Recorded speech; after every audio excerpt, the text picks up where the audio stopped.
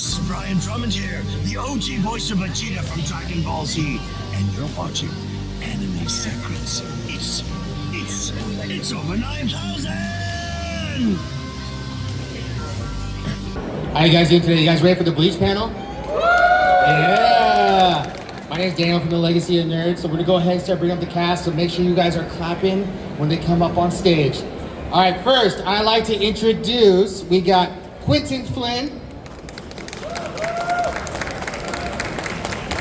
We got Kyle Hebert.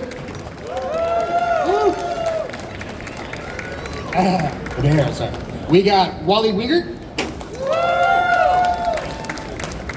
We got Jamieson Price. And then we got Stephanie Sheh.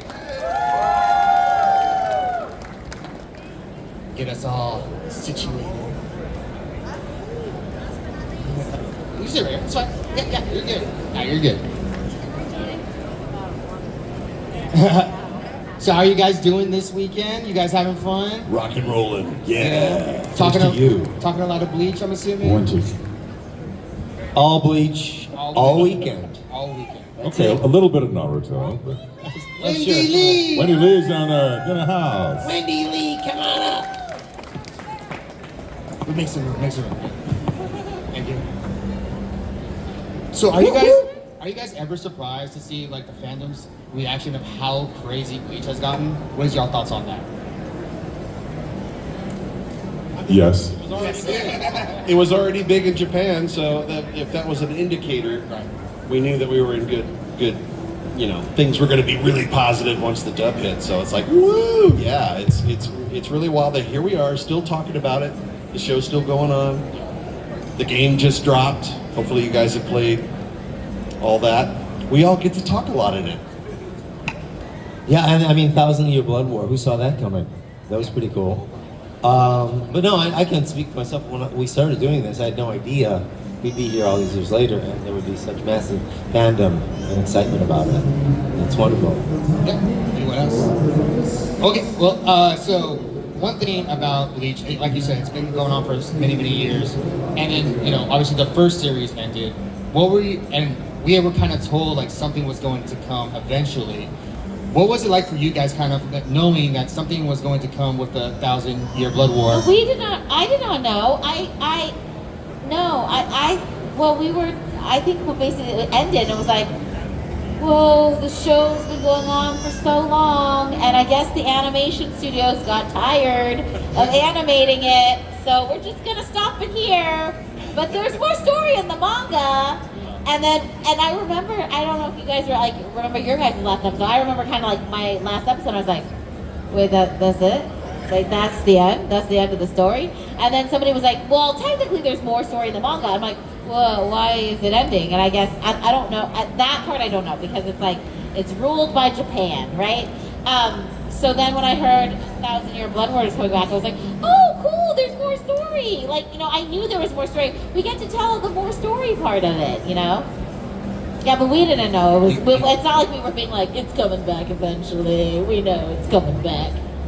As actors, our immediate reaction to something like that is, are they going to recast me? Because you just never know. Sometimes the studios, we don't own the properties. They do. They can cast anybody they want. Don't go there. Yeah. But that's our first reaction. Hey, guess what? This is coming back. Yeah, we'll see if it's me or not. I'm not going to get too excited about it quite yet. It's happened several times. I'll just say actors are the last to know.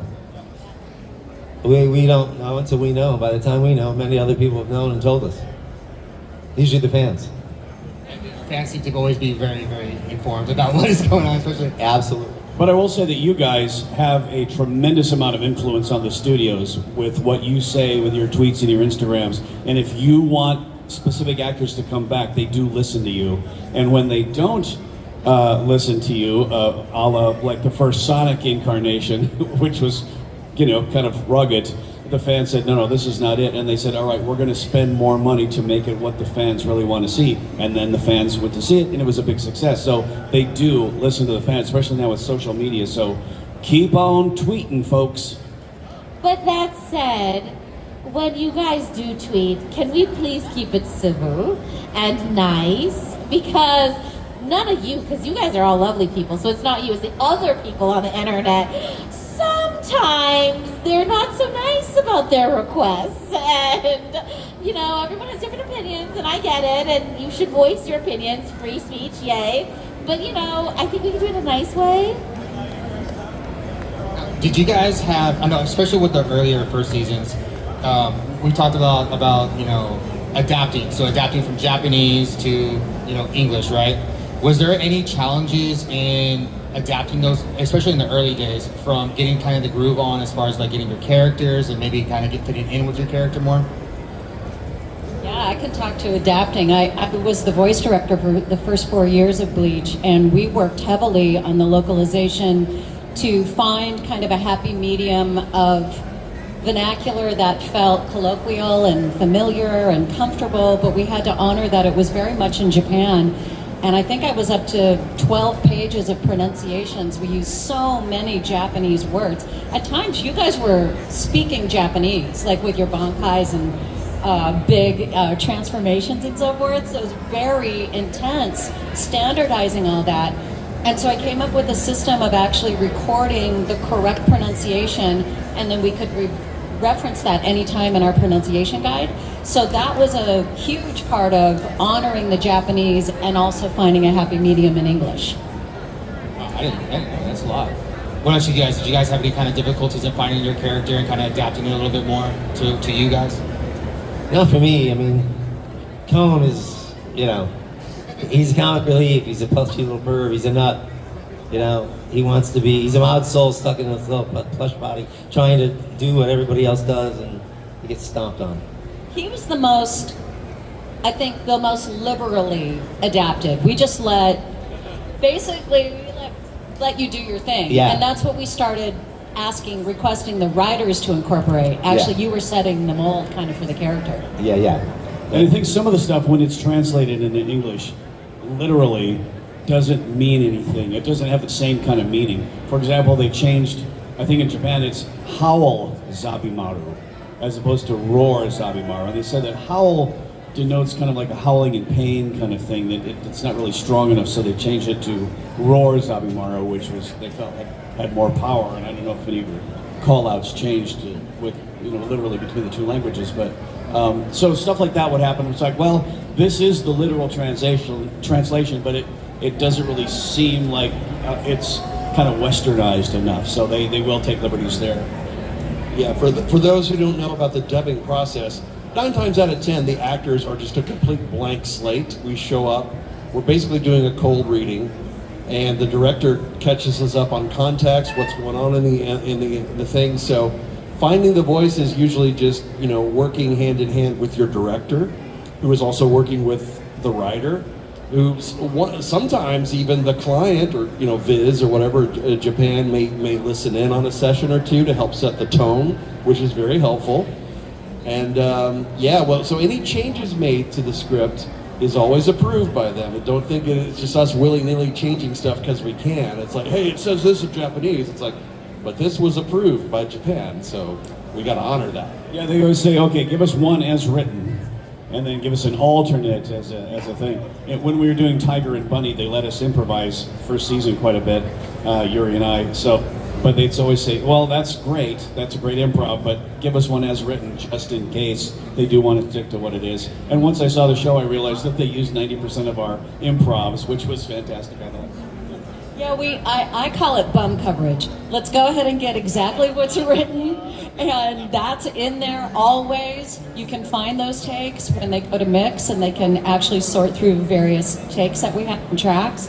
But we will often try some crazy stuff and go way out on a limb and try to enhance the performance and make it more localized. And then often they will take those takes, but they will say, well, could we hear what the original sounds like too? And it's like, yeah, we got that too. Yeah. Ladies and gentlemen, it's Wendee Lee's butt coverage for a limited time only. Now in booth number 4524. Sorry, I'm fresh off of the 18 plus etchy shows. Sorry.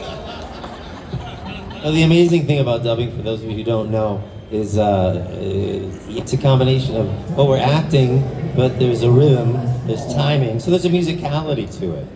And so you're doing multiple things at once and making it believable at the same time. Now, as far as like, you know, you guys, all your characters are very drastically different from one another. What do you guys do to kind of get yourself ready before you go to the booth? Do you kind of amp up? There's a lot of screaming, you know? Like, what are some of the things you prepare for yourself before you go into record? I think you'd be surprised how little preparation is necessary, to be honest. You want your voice to be warmed up. I certainly don't feel like I'm at my best until after like 11 o'clock in the morning. I warm up if I have a 9 o'clock session. But really what we need to do is be rested, ready to work, dressed correctly. Like, don't wear noisy clothing. But really it's an open canvas. So you want to show up and then give me all the information. Start giving me the colors to paint this palette with. We've tried dubbing, not just on this show, this goes way back. I think all the way back to Robotech. We've tried every form of recording there is. We've tried group recording. We've tried doing read-throughs before we start recording. We've tried working with pairs of people, but what it really breaks down to is very musical. So it's like we're laying down the drum and the bass tracks and then overdubbing guitars and vocals and what have you. We even break down the scripts in a very musical way. So we're always emulating music. It's a very musical experience. So it all comes together kind of like a melody. Anyone else? Prep before, or headspace, or what's something to kind of get you ready to go before you go to the booth? Well, back when I was recording Bleach and the early career, I didn't warm up as much. As I've gotten older, I've gotten wiser, and your voice does change. So we would go into a session, and after a good 10 or 15, 20 minutes of work, your voice starts warming up and it changes a little bit, and sometimes we'd have to go back and pick up something earlier because it was not quite right. So I make sure now when I go, I'm doing warm-ups in the car on the way to the gig, so then when I arrive at the studio, I'm nice and warmed up and resonant. But then there's also rest and hydration and breathing. Very important. Okay. Now kind of delve into your characters a little bit more. For all of you guys as well, is there anything about your characters that you find exciting that's least like about you? So like you have all your different characters, right? So I guess let me phrase that better. Do you have something about your characters that you think you like about them, but that is not who you are? Like that is not something like an attribute that you guys have of them. Besides like, you know, soul reaping and martial arts and all that stuff. I am a very good cook.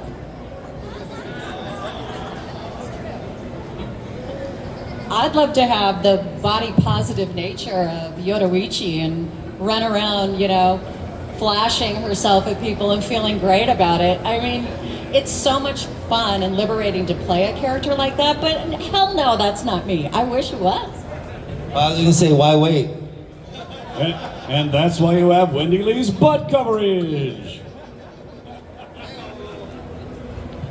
I have no tattoos. So I get to play a guy who's heavily tattooed and pretend I'm a bad guy and a bad boy and a jerk, which I'm actually the nicest guy you'd ever meet, probably. Shut up. No comment from you. Oh, no, seriously, Renji was great, but he's lived a different life than I have, so it's kind of fun to get into that skin for a while, that tattooed skin with the crazy red hair and everything, so he's fun.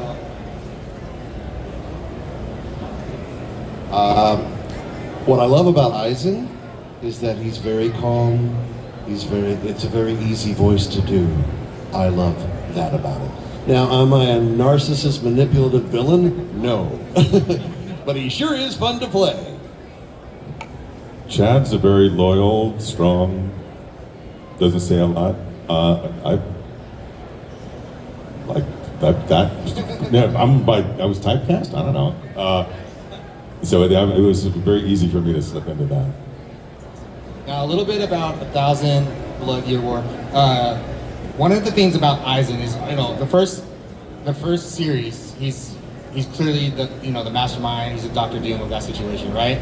Now we get to 1,000 Year Blood War, and it's like, well, where does he stand? So out of all you guys, what you guys are thinking, where do you think Aizen stands as of now going into season 4? This sounds like the perfect setup for a dad joke. He doesn't stand, he's sitting in that chair, right? He's rocking the eye patch. He's just gonna sit in that pimp throne and just watch it all. And of course he's all he ever says is, all according to plan. Is it though?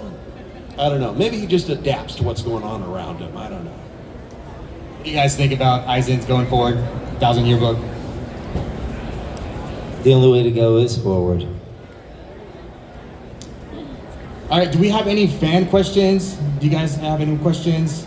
Yeah, I'll meet you down here. We can talk about that. You know, Kyle and I have a band, and the thing is, we write lots of songs before we do the sessions. Yeah, there you go. That's right. We sit here, we record Bleach. We got Aizen, Renji, Code, Yoruichi. We got all the people up here. All right, what's your name? What's your question? My name's Noah. I had a question for Kyle. So, Oh my. yeah, if you could choose for yourself what a Bankai for Aizen would be, what do you think a fun idea for that would be? Lee, I don't know. I've heard some fans say that Kyoka Suigetsu is a Bankai, but when I say Kyoka Suigetsu, it kind of sounds like what you say after someone sneezes. Instead of Gazunai, you know, like Kyoka Suigetsu. You're like, oh. So I honestly don't know. Do you have an idea? There's something that maybe he just pulled out of his pocket that could just wow everyone? Probably a more complete form of hypnosis, but I don't know what that would look like. We're hoping that we might be able to see potentially a Bankai reveal in season 4. We heard there was a lot of new content. That's true. The great thing about the anime is they don't have to 100% stick to the manga, so I'm also intrigued. You know, I don't read the manga, but I am happy to hear that Aizen does have a more pivotal role in this last arc, which is coming next year. No one asked for a date. They announced it, but they didn't get too specific. So we know that 2026 will get to get Bleach its true send-off. But sorry, I don't have a more definitive answer. Well, thank you so much. Thank you. Any other questions? No? Okay. So, I think a great Bankai would be Butt coverage! Heyo. That's bum coverage, Bum I'll have coverage. you know. It's a bum cut. Bumkai. Do you want people to line up if they have questions? yeah, if anyone has questions, feel free. I'll come back down. But otherwise, Wendee, you had talked about, like, you know, you guys had tried different things like duo, single, groups. What was the one that you used the most, and which one worked best for you guys? The way we've been recording the last 30 years, Okay. one person at a time. One person at a time. When you isolate everybody's dialogue and you focus on just one character at a time, you can get you can yield more progress per hour. And it does come down to budget. And for anime, budgets are really, really tight. And unfortunately, the Japanese business paradigm is let me back up and say the American paradigm generally is if you do a good job on season 1, you're rewarded and you get a bigger budget for season 2. It's quite the opposite for the Japanese paradigm. If you have a successful show, the second season, they're saying, we'd love for you to do it again, but could you please bring the rate down a little bit more? And it's happened on so many shows I've directed that I've had to decline directing sometimes in second and third seasons because they'll cut into the directing budget so much. Not the actors rate is set. But yeah, it's one person at a time, one instrument at a time, and all your attention goes into that character. Well, I mean, and talking about some of the challenges like that, and as far as, you know, you guys coming into it individually, did you guys find any challenges going forward, like, you know, in recording your characters or finding something more specific for your characters? when you're recording one at a time, you really don't have an overall context of what's going on. So that's when you really have to rely on the director's direction because they have an overall picture of what is going on and specifically how you need to say certain things. So, and in the industry, it's kind of verboten to give line readings. It's something like you never tell an actor how to read a line. And when I go into a situation like this where video games, where we also record singularly, I always say, you know what, give me a line reading. You know how this needs to be said and how it's going to fit into the overall puzzle of the finished product. So the way I would want to say it may not be the right way that it's going to fit in with the thing. And sometimes, especially during COVID, when everybody was recording separately at home and they pasted it all together like a puzzle, you can really tell when you hear the overall thing that people's reactions to other lines, and you're like, well, that didn't sound right. That's not at all what he just said. It's because they chose to read it a different way. But that's when you really rely on your director to give you the specific direction on how that puzzle piece is going to fit into the overall scheme. So I'm not against line readings at all. I always say, just tell me how to read it, and we'll both get out of here a little early, and I'll go home and pet my cat, you know. In the early seasons, I had no idea. Like, I would be signing autographs, and then people would be like, "Oh, how do you feel about Rukia being kidnapped?" And I was like, "Rukia's kidnapped? When did that happen?" Because not only do you see your own lines, like with a storyline like Bleach, the cast is so big, the story is so big. You're having like side quests, and like I was on a quest with Uryu for like, I don't know, so many episodes. So I didn't even know Rukia got kidnapped because I didn't see any of those scenes.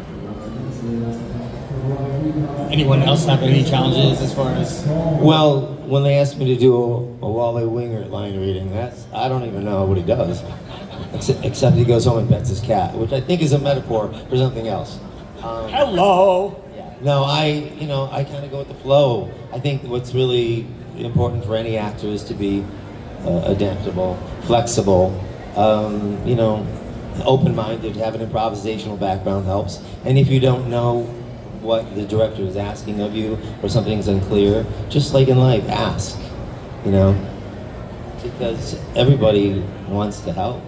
Everybody wants to teach. It's a team effort, really. Well, especially I see you guys, all the voice actors here, everyone that's worked on everything, you guys all seem to know each other. Like, you're like, oh my God, it's Wally, it's Wendee. Like, you guys all have worked together one way or another. And I guess that makes it so much easier when you do come to, another project and be like, well, okay, I know what they're about. I know how to work around that. So that must be. Because we record, like you said, in a single session, we really never get to see each other. There was no cast hanging out. There's none of that stuff like you would get during a regular ensemble read on a regular, American cartoon like Family Guy or one of those things. So when you're recording by yourself, you really only see these people as you're leaving or coming in and they're leaving. So at the convention, we see each other and we're like, hey, and some of the fans think we're kind of being jerks because, hey, they're a clique. They're all hanging out together. No, we never get to see each other except in places like this because we record by ourselves and a director and an engineer, so it's kind of old home week for us, and we kind of come to these as well. So it's fun for us too. See all these It's a people. fabulous reunion, and it's also wonderful to be able to get the feedback that we get from you guys, because it's not like being on a stage. We record in a studio, so it's very insular in that respect. So getting to hear your thoughts, your love, your interests, your take on things, your favorite lines, your favorite scenes, and how it's touched you is a real gift to us. I just wanted to add that the men in the cast of Bleach, for the most part, have all been confronted by serious vocal stress because of all the combat and the call-outs and the way that we would have to pace their work, and how I tried to preserve everybody's voices and really try to give everybody lots of recovery time and warnings, because we've got a bunch of screaming lines, so we'll save them for the end of the session. But all these guys have done what we call throat ripper lines, just letting it go. And it's really commendable, because finding that balance in the studio can easily be a distorted result. But they know how to use mic technique, and they're all amazing pros, and I'm really, really proud of this cast. And she's an extraordinary director and actress. All right, we got to wrap up with last question. We'll start with you, Kyle. Everybody, same question, but what is your favorite moment or line from your character on the show? Well, for a few years, again, I haven't read the manga, but people say, I look forward to you saying, "Welcome to my soul society." And that's a killer line. So I cannot wait to say it at some point next year. As Cone, I can't actually say it. because of a different age demographic here. But if you want to know what it is, come up to my booth and I'll say it for you. Can you say it with a bleep? Can you bleep out the naughty word? I don't know that it'll make any sense. I could, and some of you would know maybe what it was. What up? Wait. What up, bleepy? So if you see a cat walking by, then you might know what I'm talking about. Yeah. I can't think of a specific line, but my favorite arc was when Renji had to rescue Rukia. That's always been my favorite. And I always thought, and boy was I wrong, that she was like a little sister to him. We all know now that that's not the case. So if you read the manga, but yeah, that was always my favorite story arc when he said, "I don't care, we're gonna rescue her," and they do. That's right. He gets Ichigo with him, and the whole thing. It's really, really fantastic storytelling. The Japanese way of storytelling is so incredible, and they know how to tell stories, and they're not affected by any other kind of agenda other than just telling a good story. If somebody has to have their head lopped off, it's part of the story. Well, that's what has to happen. You know, over here they'd be like, "Oh, we can't really do that." I remember on Invader Zim, we couldn't say the word underworld because Nickelodeon had a problem with the way, the word underworld. So Mortos had to say, so we rewrote it, "I am from the place beneath the overworld." And it ended up being much funnier, but some things in American animation you just can't say, but the Japanese are like, "Oh no, it's Cone, he can swear," because it's part of the story. So you have to respect that. I'm afraid I cannot think of a moment. It's been a long time, and I don't really watch it, so I'm sorry. My favorite scene has always been Orihime's goodbye/love confession. Well, I've gotten to play some really fun roles on the show. I was little Ururu with Kisuke, Jinta, don't hurt me. And also Tatsuki, who taught Ichigo how to fight to begin with. But I have to say, playing Yoruichi's humor has been so fun, and I had a really cool line where she was practically naked, and she says, "Are you looking at my legs?" Just so you know, Wendee Lee is a method actress, so it was quite the session to be at. I'm just saying. All right, well, on that note, thank you. On that note, moving right along. Yeah, We're all gonna go home and pet our cats. This is not Ichi. All right, so, all right, everybody, give it up for the cast of Bleach. Thank you very much. Thank you guys for coming out. You guys are on that back wall. Someone in the back wall. Someone in the middle wall. Yes. Right, right. All right. Make sure to come see them at booth. Thank you very much. Again, round of applause. Thank you, guys. Thank you, Daniel.